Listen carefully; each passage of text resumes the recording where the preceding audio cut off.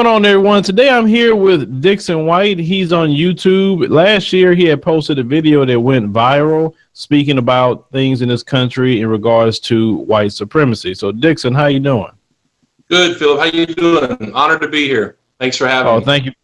Thank you for joining us. Before we get started with the interview, we want to make sure that some of you go to our petition on whitehouse.gov to formally get the KKK recognized as a terrorist organization. Most of you have done very well going to that petition, but we have to hurry up and get it up to 100,000 signatures before the end of 30 days. So make sure you check out the link in the description box, and we'll also post a link in the comments section. Also, I want to thank those who have been helping us on our studio project. And if you donate a minimum of $5 or more, I'd be grateful. Everybody's watching. If you could do that, we'll definitely get that studio. We have a little less than maybe $59,000 left to go to get that studio built. So that link will be in the description box and also in the comments section as well. Now, Mr. Dixon White, can you tell people a little about yourself? Well, it all started in a small town in Tennessee. But basically, I don't know how to give you the short version, but basically a year ago, I've been doing racial justice work, I don't know, on and off for 15 years or more. So I decided, after being inspired by a couple other people from videos, I decided to try it myself. So I got in my truck and I turned on a Southern accent, and I just spoke from my heart. I'm an actor, by the way, and a filmmaker. Acting is probably my first love. I'm also an artist, so I'm a very creative person. I'm not good at math, but anything creative I can do. But anyhow, so I made this video. I made two that day, and did kind of a Southern accent, and thought I might get a couple of views, and they went viral, to my surprise. And that kind of flipped my whole world upside down, got me world attention. And those two videos now have been viewed over 25 million times in all social media combined. So I've continued to use this as a platform to try to spread the word, to try to educate white America about white supremacy, about the culture and system of white supremacy, about the lies and the propaganda of white supremacy. So that's just kind of me in a nutshell as far as where I'm at right now. Well, what got you to the point where you start paying attention to white supremacy? Because most people, and I say most people, don't really pay attention to that, or they don't even think it's real. They don't even think that it's an operation every day. What was the turning point to say, wait a minute, this isn't something that I see as right? Well, I was raised as a racist in that we used to use the N-word. Growing up in a small country town in Tennessee, my dad is Cuban, my mom is American. My mom was also schizophrenic, and my great-grandmother raised me, really. And my dad, I didn't get to see him much because of divorce, so I didn't get to learn a lot about my Cuban heritage. But I was always raised to say, I used to hear my family say, you know, if the house was dirty or the yard was messy, they would say, this looks like where the N-word lives. Or they would say, you know, don't go down to N-word holler. And so it wasn't until I was about 16 that I began to question the morality of that.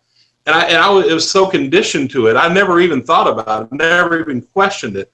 And the only time I ever questioned it was when I got a phone call from a white friend of mine, and he had invited me to spend the night with him at his black friend's house. His name was Magoo. And I'll never forget it. And I asked my mom if I could go. Well, I don't know if it was my mom, but I asked one of my parents, and they said no. And I said, well, why not? They said, because he's black. So I told my friend on the phone, I said, I'm sorry, I can't spend the night over there because he's black. And he said, hey, Magoo's on the phone, the black guy, he's on the phone. And I didn't know what to say. And so it was the first time I'd ever thought, you know, wow. What? So I just said, hey, I'm sorry, and I hung up the phone. But it made me think about, you know, the morality of what's happening. And then, but basically, to make a long story short, I was abused as a kid pretty traumatically. And so I'd internalized a lot of the abuse, and I developed very severe low self-esteem. And then in my later years, I got bullied again because I had no sense of self-worth. So being shamed, humiliated, and abused and I got bullied again in college, led me to figure out, finally, because of education, because I went to college, and I think getting out of that small town and learning, just getting some basic education, I began to see things for what they were. One particular day, I think it was 1986, in Savannah, Georgia, in college, when it hit me like a rock, that every single thing I'd been through was because of bigotry, elitism, and prejudice. Once I realized that, that changed my life. So I made a pact with myself, I made a pact with God that I was not going to ever be a programming, be a part of bigotry, be a part of prejudice, and that I was going to fight to do something about it. And then a couple years later, I had a black roommate in Savannah in college, and 1988, 1989. And because I was already open to the idea of not supporting prejudice and hating prejudice and bigotry, he kind of took me under his wing, thankfully, and taught me about Black history. And then I just simply witnessed what he went through in Savannah, Georgia in 1988, or maybe it was 89, with the police harassing him on a daily to weekly basis, literally. He got arrested twice because he was black. Long story, but just witnessing that and having him teach me. And so that kind of got me on my journey. If that makes sense. Now, let me ask you a question. I'm going to bring it back to what you said about the police. You were speaking about your upbringing. Now, you were saying that in your household, they was always using the N-word, talking about black people. Now, why is it that if, you don't like black people for some reason, why is black people always coming up in the conversation inside of these households? Because we have to understand, racism is taught. Nobody's born that way. Nobody. So why is it you feel that this stuff is constantly taught in a lot of, some white households? I think that colonialism and imperialism used white supremacy as a tool, obviously, to conquer, to destroy, and to enslave. And so white supremacy became global. It became part of our culture. And it doesn't matter who you are. It's part of your culture. It's part of, in America especially, and especially in white culture, the lies and the myths of supremacy has been taught to us for over 400 years. So this is part of who we are and what we are. And as white Americans, we often don't question it. We live in denial. We live in delusion racially. We live in a form of psychosis, or what I call, a form of narcissism, racially I'm referring to. But we don't live in reality. So it's commonplace to not live in reality as a white person in America. That's what we do. That's who we are. And we're all taught this. We're all indoctrinated by so many different ways, from the media, from our education, the revisionist education that we're taught. By our culture ourselves. So that's just part of who we are as a nation. Now, you spoke about this denial that, some people in white America have. Now, is it a denial of, I just don't see the racism, or is it a denial like, I see it, but I just don't want to acknowledge it? Which one is it? Well, I think it could be both. Say the question one more time. I'll say about the denial that you spoke of. Is it a denial like, I see it, but I don't want to say anything? Or is it denial like, I really don't see racism at all because I'm that so far removed out of American society? Oh, I think it's both. There's so many different things. People, learn denial to cope with, to stay comfortable and to keep benefiting. So, there's a lot of fear, there's a lot of greed involved in it, but I think it's part of our indoctrination is denial, and it's the way we live our life as white people. Not all white people, obviously, but a high percentage. Way too many of us live in denial. But I think it's both. I think there's some white people, at different levels racially, and some people don't see it. Some people are ignorant. Some people are willfully ignorant. Some people just want to remain comfortable. They want to continue to benefit from the system of white supremacy, whether if they are conscious of it or not conscious of it. It's the reality that they live under. Now, as a, black person, we see this very almost godlike worship that we have some people in the white community have with police, almost an infatuation that we have with them versus maybe other people. Now, in your opinion, why do they almost literally worship them? And they see the bad things that some of them are doing, and they will still come to their defense. They will still talk about they love them and care for them and everything, even though statistically, more police have killed more white folks this year. Actually, they have, but yet they still have a worship for them. Why is that?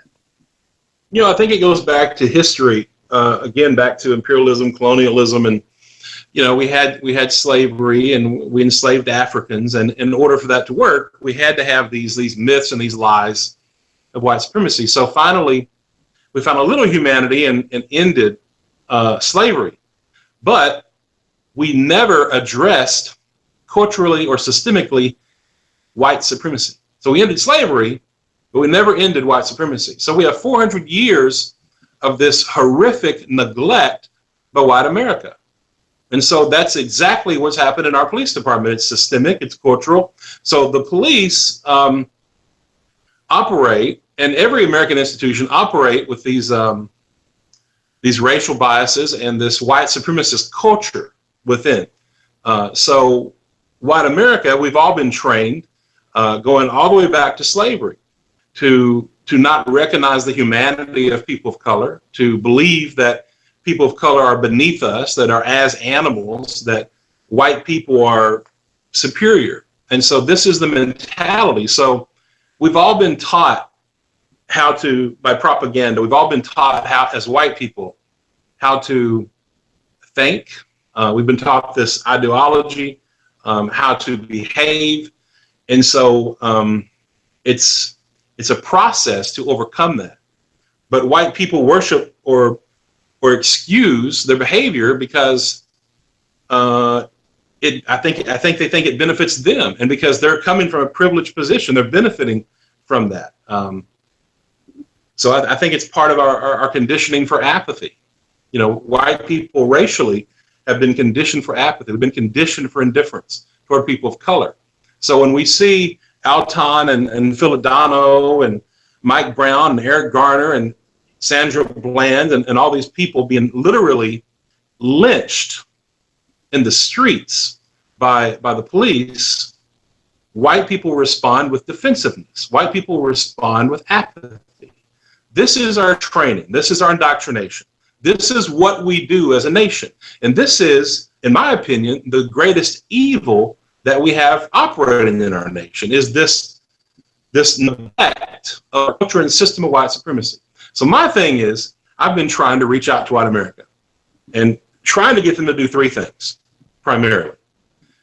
One, acknowledge our culture and our system of white supremacy. And number one is the hardest part, because many white people can't even get to number one. So the key is to get people, if they can get to the acknowledgement and the acceptance that it's there, that it's a reality. If they can listen to people of color and believe them, that their world is real and that all these things are happening and that they know their own reality. So if they can get to number one, acknowledgement, then number two would be to act, to just simply, stand up, do something, take action, dismantle it, work against it, pass laws, hold your politicians accountable, whatever you have to do. And then number three would be to educate other white people. So these are three things that I've been trying to get white America to do to take responsibility racially. That answer your question. And since you've been trying to do this, what kind of response have you been having with that? Good and bad. Mainly, a lot of negativity. You got a lot of fragile white people. You got a lot of defensive white people. You've got a culture of white apologists, a culture of white nationalists, and you have some white people that are coming around. I have seen some white people respond, but it's a struggle. We're still here. We're in 2016, and we're dealing with the same issues that we were dealing with in 1816, white supremacy. It's still here. It's just changed for the times, but it's still here operating.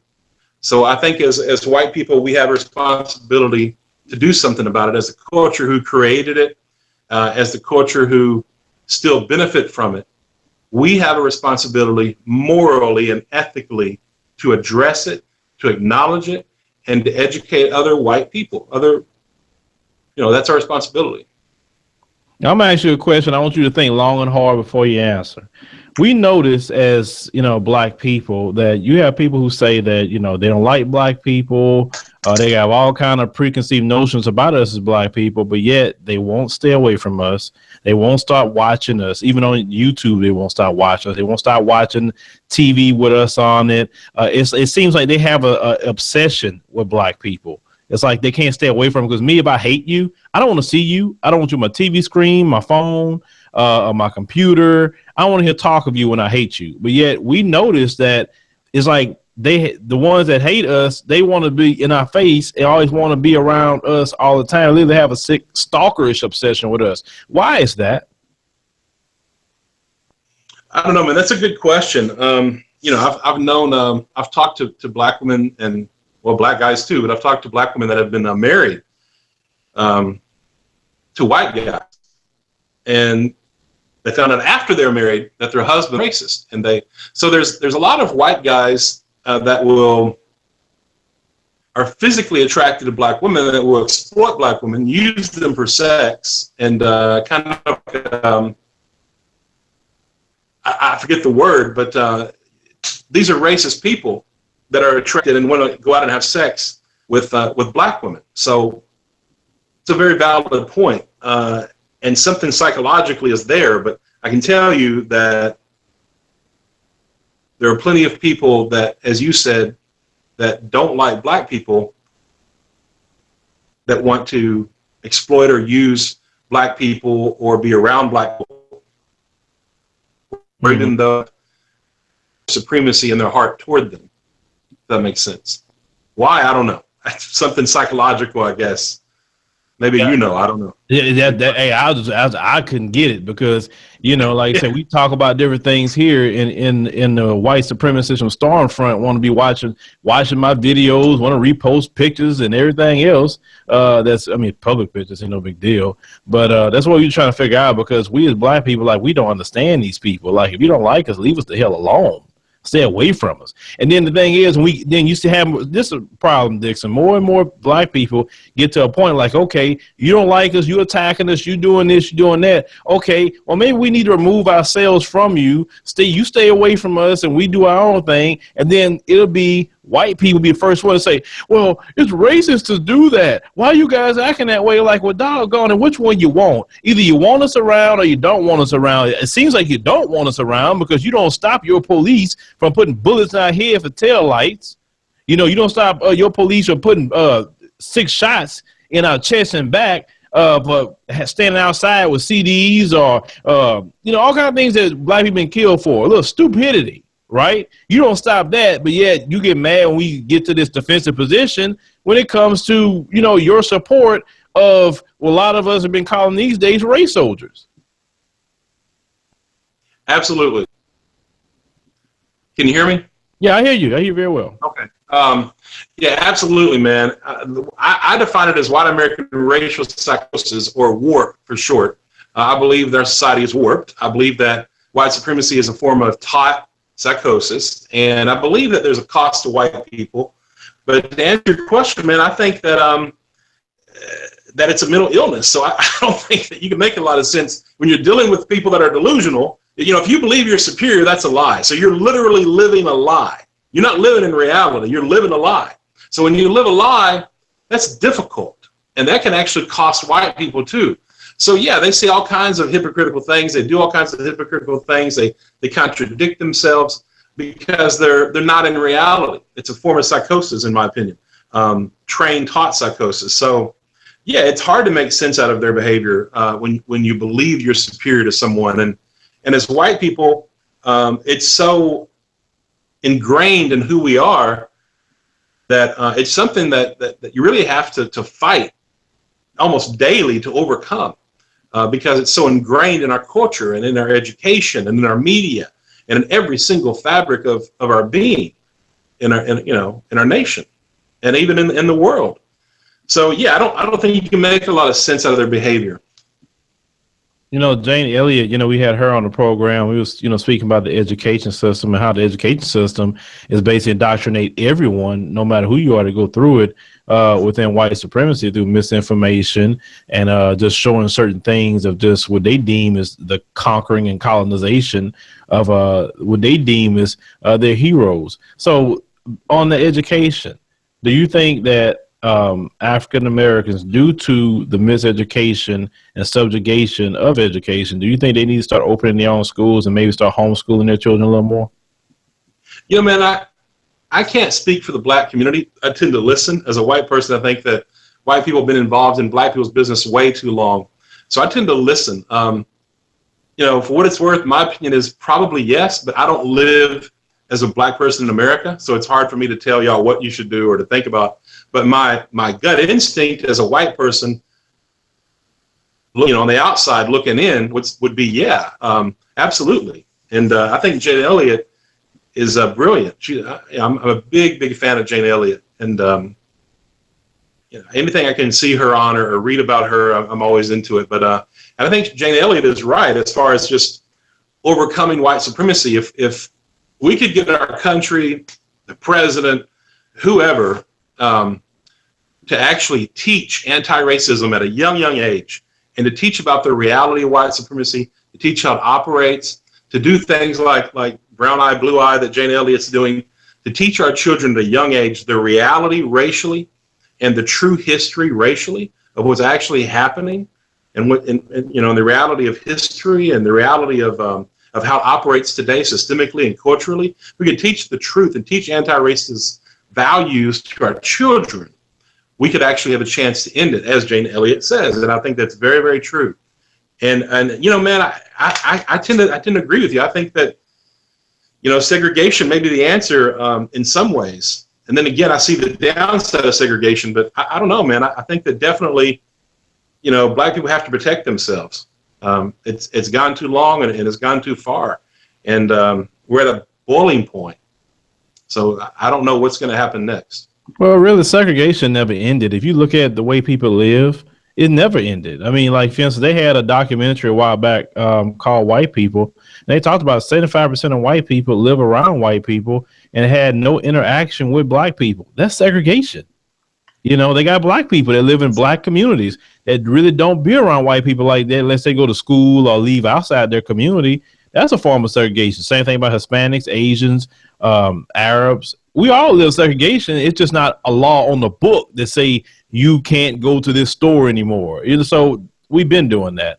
The issue, I want to bring up Black Lives Matter here for a minute because they're a hot topic right now. Black Lives Matter. We see that the creation of Black Lives Matter came out of police brutality. And it seemed that, Black Lives Matter is just, to some people in white America, it angers them. They say they are racist, and even the term Black Lives Matter is racist. But, I tell people it's like cancer. If a person focuses on breast cancer or prostate cancer, it doesn't say that cancer itself is not important, but people with breast cancer have a specific, issues that they deal with, just like a person with prostate cancer or cervical cancer. So it's the same thing. Yes, all lives do matter in principle, but in this country, Black lives really don't matter, and it's shown the way that, like we discussed here in this program. Now, the question I have about this Black Lives Matter, what is the anger in some people in white America to black people want to stand up and say, you're not going to be killing me in the street, and I'm going to sit here and take it? What is the anger with that? The anger with what? I'm sorry? The anger, yeah, some white people, not all, are extremely angry that Black Lives Matter and those who support them will say, we're not going to sit up here and just allow you to kill us in the street, and we take it. What's the anger for?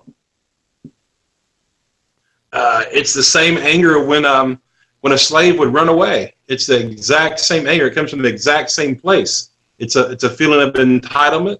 It's a feeling of superiority. It's a feeling that you have to control the black population. You can't let them get ahead. You have to keep them oppressed. It's the exact same mentality that happened during slavery. When a slave would escape, most of the people in America, or a large part of the people in America, were supporting slavery. There was a small percent that didn't, but it's the same mentality. We've been indoctrinated to be defensive as white people, racially, to not live in reality again. So, obviously, all lives in America have never mattered. White lives have always mattered in this country, but brown and black lives have never really had that much value or worth or mattered in our society. So Black Lives Matter is obviously a necessity. If you look at the racial disparities, if you look at just the videos, and if you just look at the numbers and the data and all the studies, it's a necessity, something that needs to be here. But white people will continue to do their thing. They always have, and this is part of who we are, and it's something that we have to change. But just what they do, man.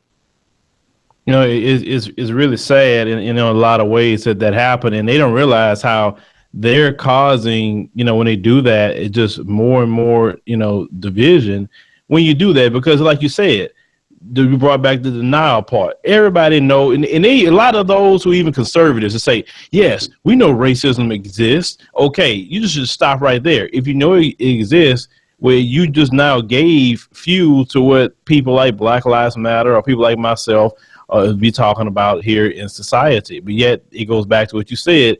They ignorantly deny it because they're like, well, it's not all that bad because it doesn't happen to me.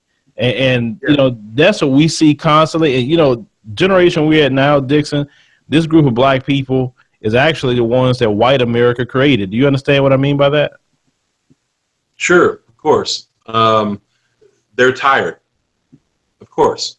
But yeah, and to go back to your question again as to why they create these things, the propaganda to combat movements is because of I think fear and greed. Fear and greed is the essence of who we are as a nation in the white community. We're threatened by black people. That's why they'll listen to me, because I simply have white skin, and they don't want to listen to black people. When I say white supremacy, white people are more receptive to me, even though I get death threats and a ton of hate. Almost on a daily basis, I get hate. But white people will listen to me just because I have white skin.